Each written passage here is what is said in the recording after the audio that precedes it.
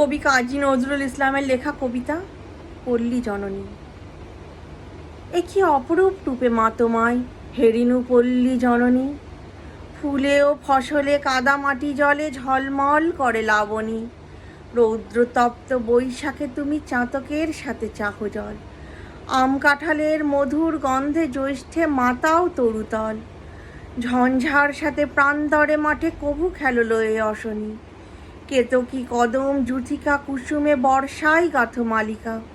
পথে অবিরল ছিটাইয়া জল খেলো চঞ্চলা বালিকা। তরাগে পুকুরে থই থই করে শ্যামল শোভার নবনী। শাপলা শালুকে সাজাইয়া সাজি শরতে শিশিরে নাহিয়া।